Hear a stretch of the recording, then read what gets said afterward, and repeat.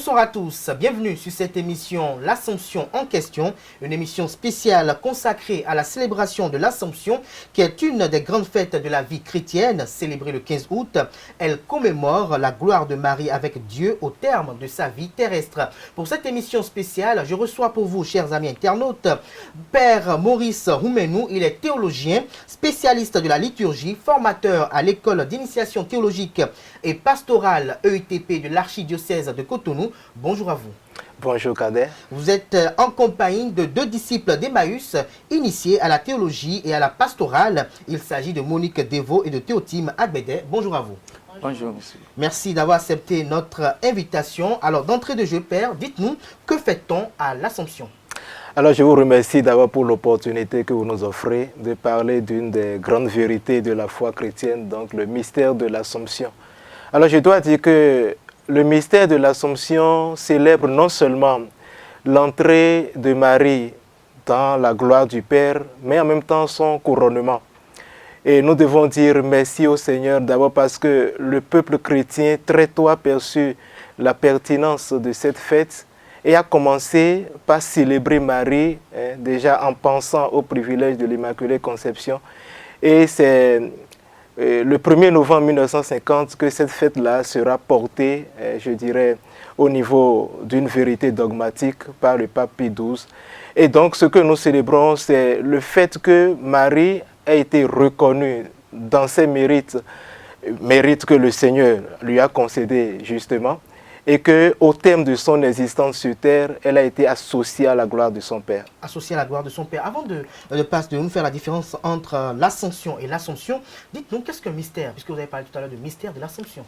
Alors c'est vrai, c'est une question pertinente que vous posez, parce que dans l'imaginaire collectif, on pense que le mystère, c'est ce qui est nébuleux, c'est ce qu'on ne comprend pas, c'est ce qui est inaccessible.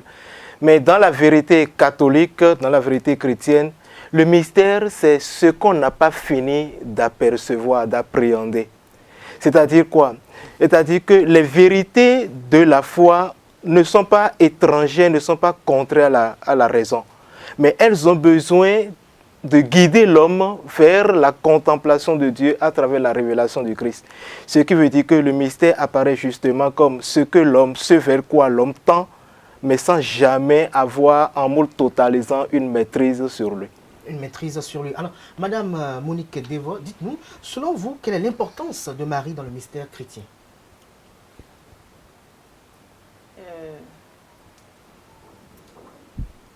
Dieu, qui est source de vie, s'est choisi la femme pour participer à son plan de salut pour l'humanité.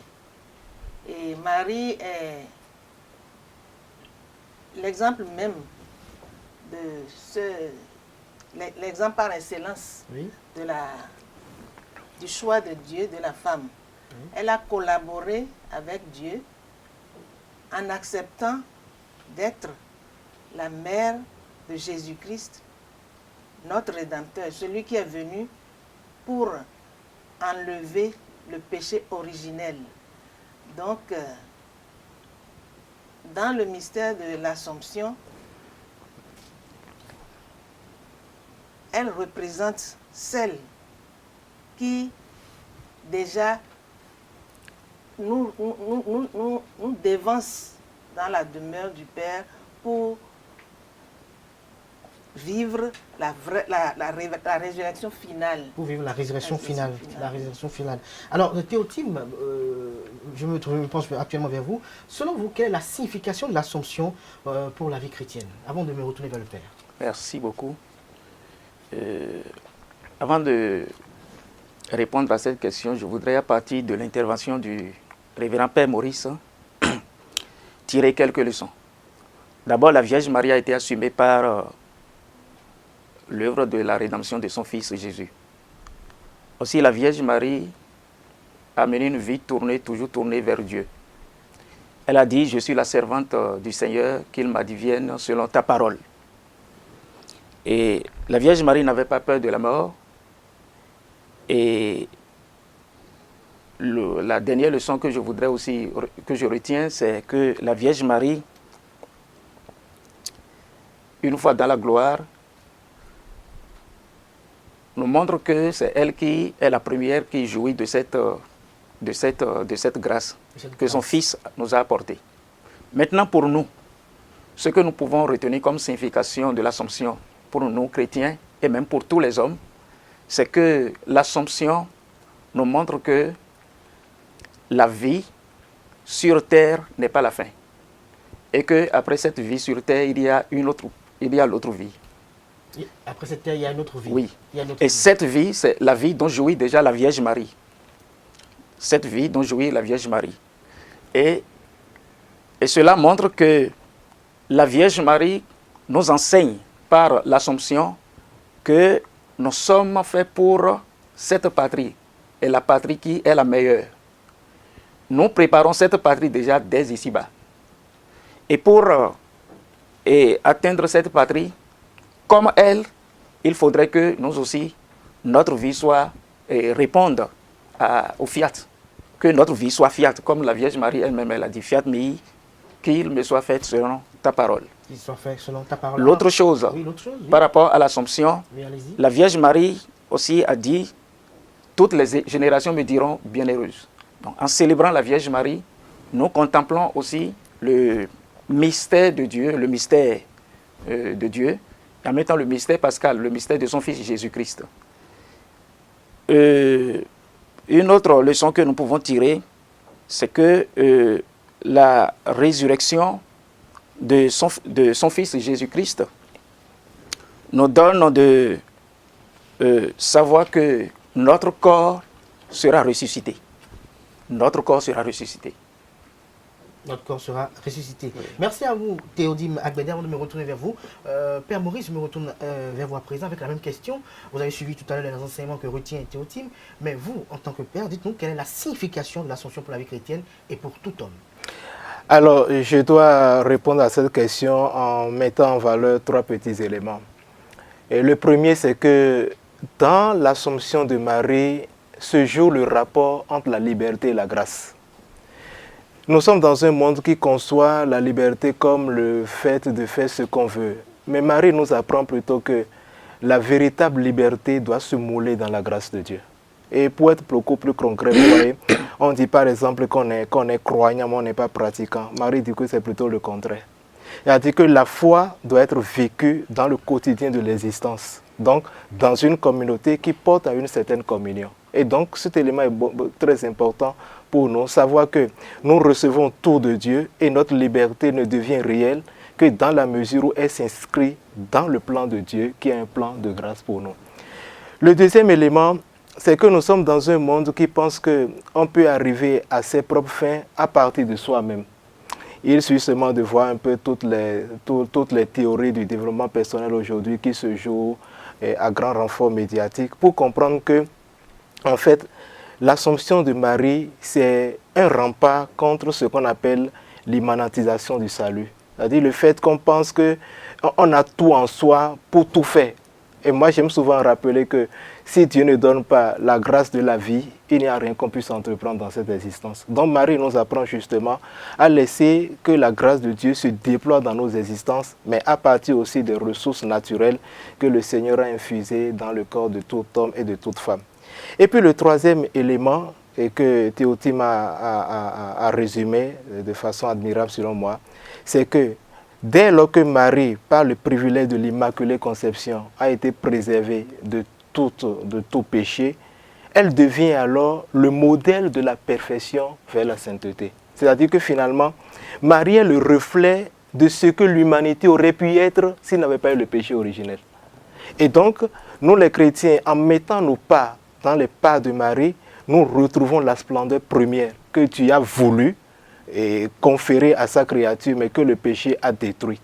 Et donc, c'est la raison pour laquelle, en partant de ces 3 raisons, je crois que les chrétiens ont de nouvelles raisons de célébrer Marie parce que son apport dans l'histoire du salut est tellement important qu'il nous permet de croire que le Seigneur continue d'œuvrer pour que le monde connaisse la rédemption à laquelle il appelle. Alors, Monique, vous avez suivi tout à l'heure le Père qui parlait beaucoup plus de Marie. Dites-nous, avec l'Assomption, Marie n'est-elle pas élevée au rang de déesse? Non.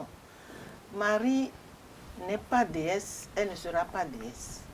Marie est fille d'Anne et de Joachim, des humains. Marie est fille de notre race.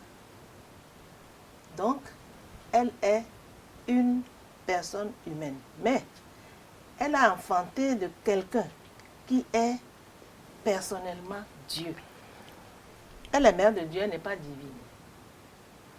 Marie est mère de Dieu, mais elle n'est pas divine. Elle est mère de Dieu, elle n'est pas divine. Non. Mais la figure de Marie paraît-elle imitable par les jeunes filles de notre temps?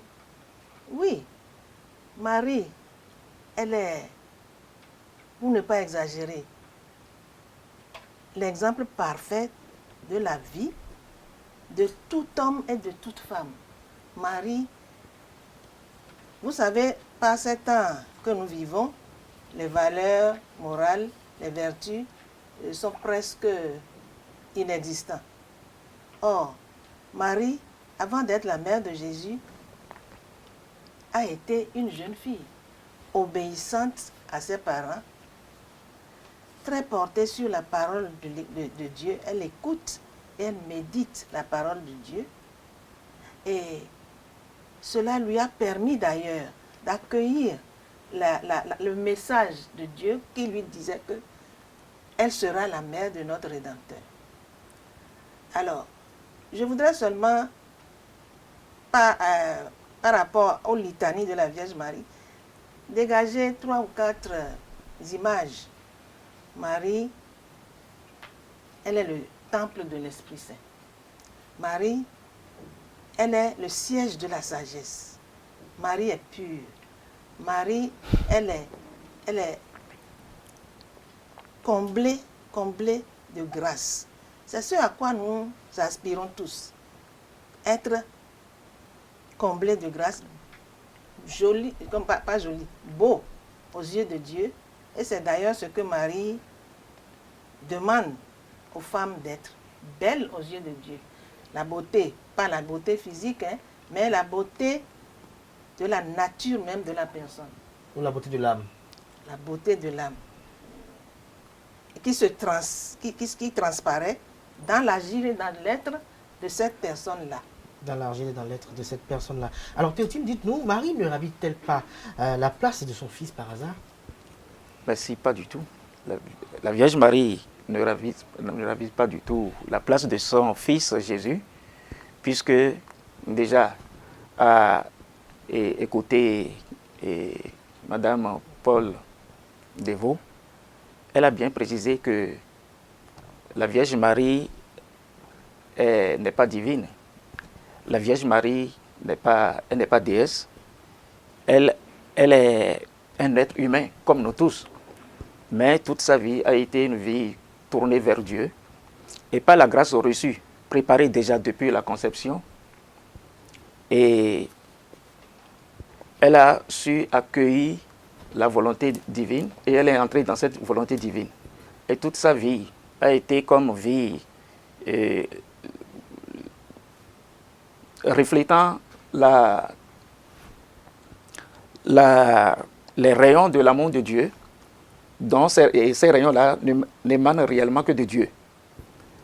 Et elle-même, elle nous a dit ceci: faites tout ce qu'il vous dira. Faites tout ce qu'il vous dira. Et en le disant, c'est pour... Elle nous montre que toute notre vie doit être une vie tendue. Elle nous invite, toute notre vie doit être une vie tendue vers son Fils Jésus-Christ. La Vierge Marie ne prend jamais la place de son Fils. De son Fils Jésus-Christ. Donc il n'y a pas péril dans la demeure. Pas du tout. Alors, Père Maurice, dites-nous, les dévotions à Marie sont souvent liées aux apparitions. Pourquoi Marie n'apparaît pas en des lieux africains qui est le même aura que Lourdes, Fatima et autres? Alors je crois que cette question, il faut y répondre avec toute la pertinence requise. Parce que quand on parle des apparitions dans l'Église, il faudrait d'abord qu'on les considère comme des révélations privées. Et les apparitions dans l'Église sont multiples. Mais je dois dire que l'Église ne reconnaît pas toutes les apparitions. C'est déjà le premier élément. Vous savez, en 1986, il y a eu une conférence internationale sur les apparitions et on a dénombré 21 000 apparitions depuis l'an 1000 jusqu'en 86. Mais je vous dis qu'il n'y a eu que 15 apparitions qui a été reconnue par l'Église. Et parmi ces 15 apparitions, il y a 3 en Afrique.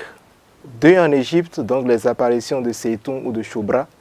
Et puis, l'apparition que je pourrais appeler la plus spectaculaire, qui est celle de Kibé au Rwanda, où la Vierge Marie déjà invitait le peuple chrétien à prier au regard de la catastrophe qui s'annonçait. Et on a su ce qui est arrivé avec le génocide. Et donc, l'idée selon laquelle les apparitions n'ont pas lieu en Afrique n'est pas toujours vraie, puisque je viens de vous montrer que sur les 15 reconnus par l'Église, il y a 3 qui ont eu lieu en Afrique. La question qu'on pourrait plutôt se poser, quels sont les critères qui permettent à l'Église justement de mettre en évidence les apparitions? Pour ne pas être très long, je vous cite seulement 3 critères. Le premier critère, c'est ce qu'on appelle le critère historique. Donc le critère historique des apparitions, quel est le milieu qui a été le substrat des apparitions?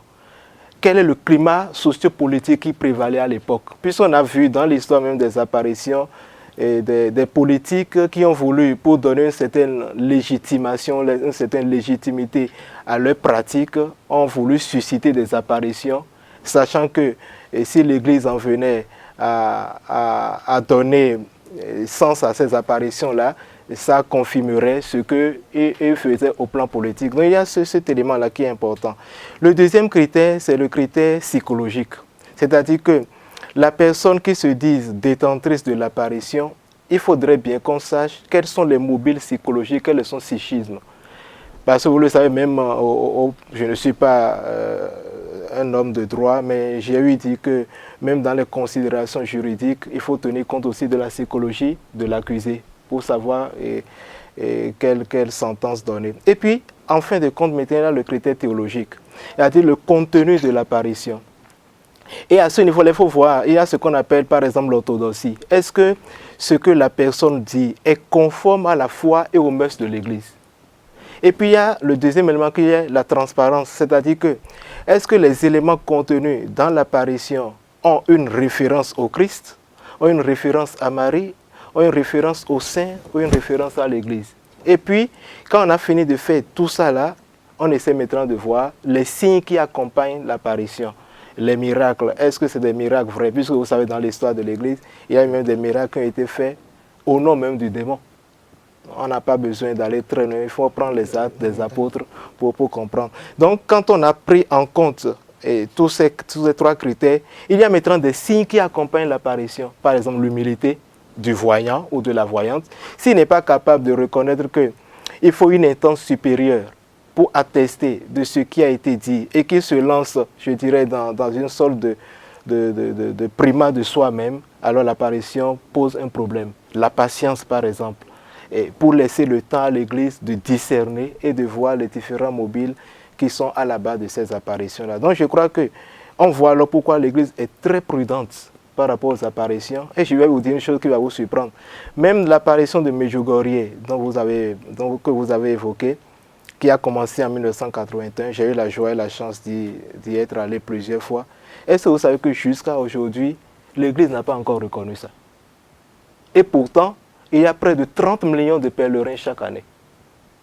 Parce que justement, il y a certains faits qui relèvent un peu plus du merveilleux. Et vous savez très bien que l'Église est très réticente par rapport à tout ce qui est merveilleux, surtout s'il n'a pas un ancrage dans la révélation chrétienne. Donc c'est pour dire que même ces apparitions dont nous parlons et qui succèdent, ou bien qui se font jouer en Occident, doivent aussi être prises avec la réticence nécessaire parce que l'Église est très prudente par rapport aux apparitions. L'Église est très prudente par rapport aux apparitions.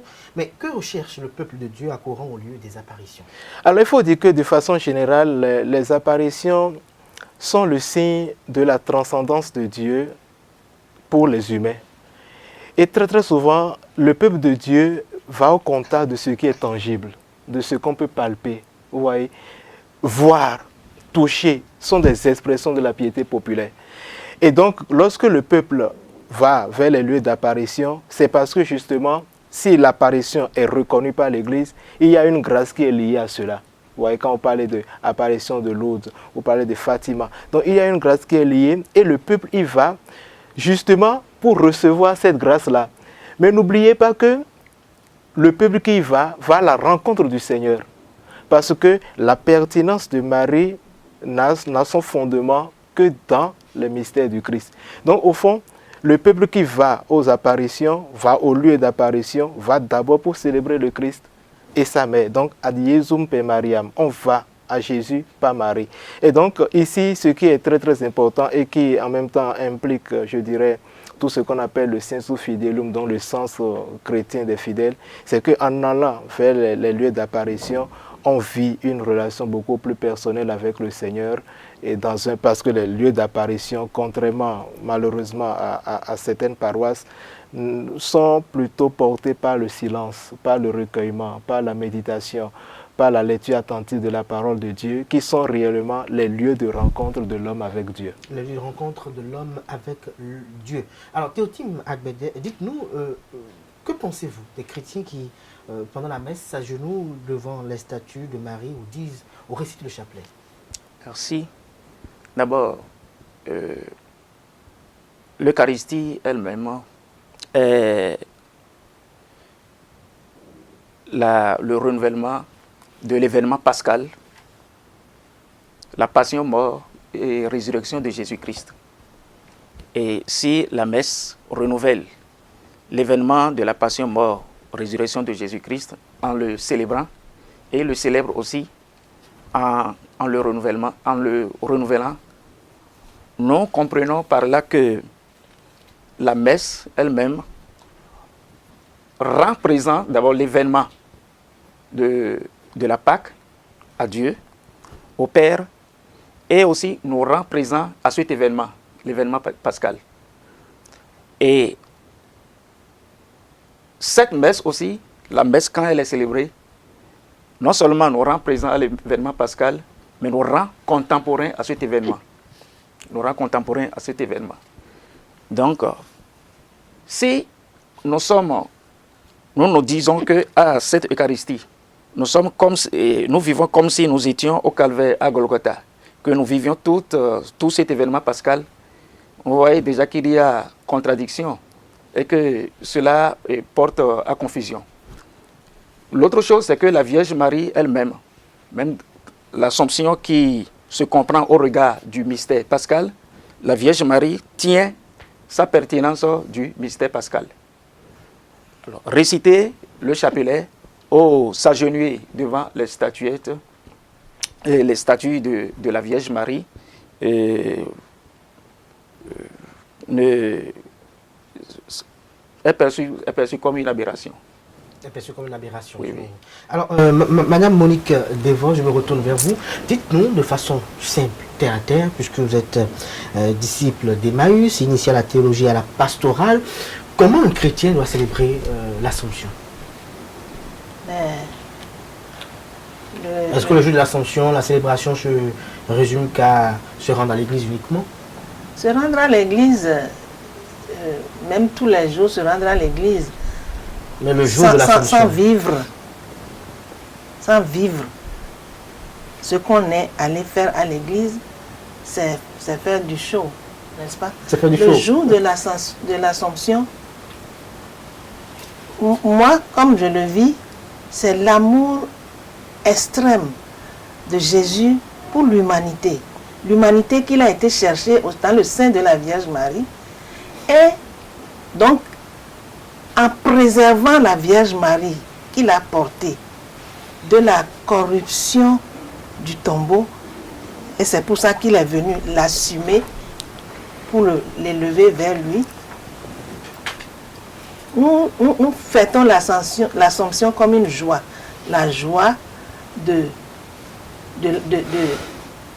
jour où nous allons monter dans la maison de Dieu.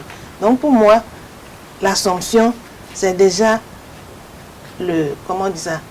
Marie est en fait le type de ce que sera notre résurrection au jour final, au jour J, au jour de la venue du Seigneur, au jour de la parousie, comme on dit, le jour de la venue du Seigneur. Donc, l'Assomption pour nous est une fête de joie. Une fête de joie. Alors je me retourne encore vers vous, Père Maurice.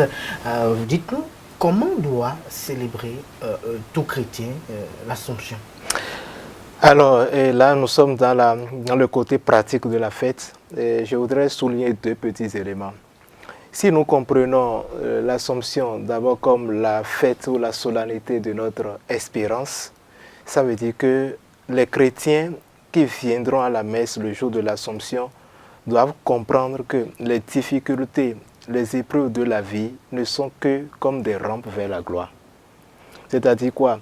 Comprendre que les situations existentielles que nous vivons aujourd'hui, qui peuvent nous porter vers le suicide, qui peuvent nous porter vers le doute, qui peuvent susciter même des interrogations les plus profondes, le désespoir, voilà, peuvent devenir même des lieux d'un dire Dieu dans nos vies. Puisque Marie aussi a vécu l'épreuve du calvaire.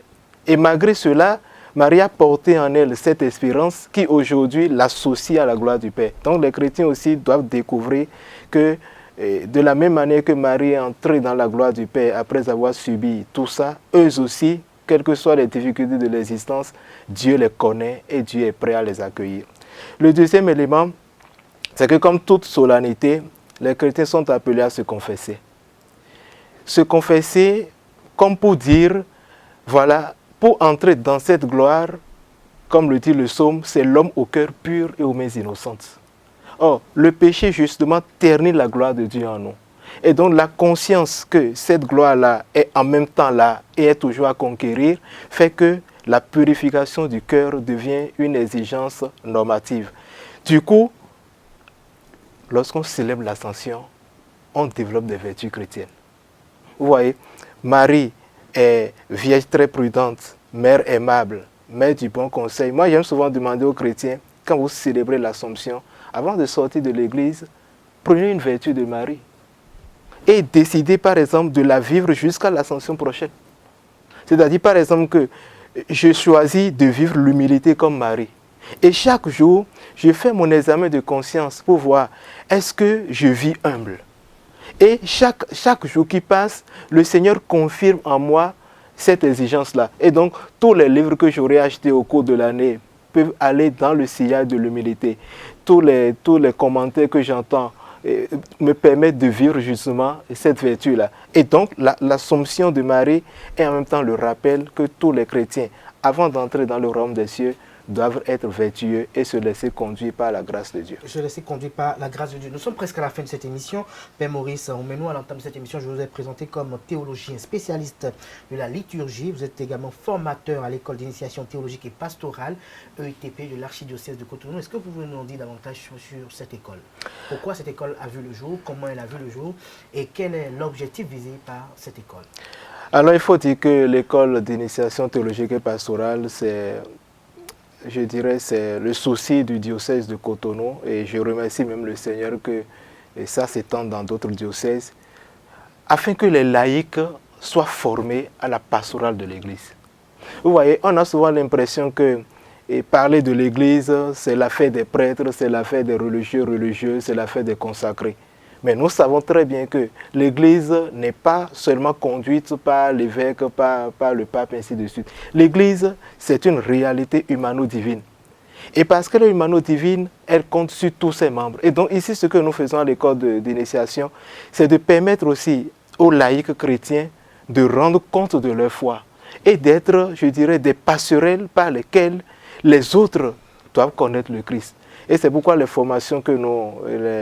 je dirais, les promotions que nous formons ont réellement à cœur et cette exigence-là. Et vous avez vu tout à l'heure dans les différents éléments qu'ils ont présentés qu'il y a quelque chose qui n'est pas seulement livresque, c'est une vie. Et donc c'est à ça que l'école veut aboutir. Faire en sorte que ce que nous disons de Dieu, ce que nous disons de l'Église, ce que nous disons des mystères chrétiens ne soient pas des concepts intellectuels, mais que deviennent une vie qui puisse impacter positivement l'avenir de notre société. L'avenir de notre société. Alors Monique Devaux, vous êtes disciple d'Emmaüs, vous êtes de la première promotion de cette école. Est-ce que vous pouvez nous rappeler le nom de baptême de cette promotion et nous dire un peu ce que vous avez retenu de cette initiation à la théologie et à la pastorale?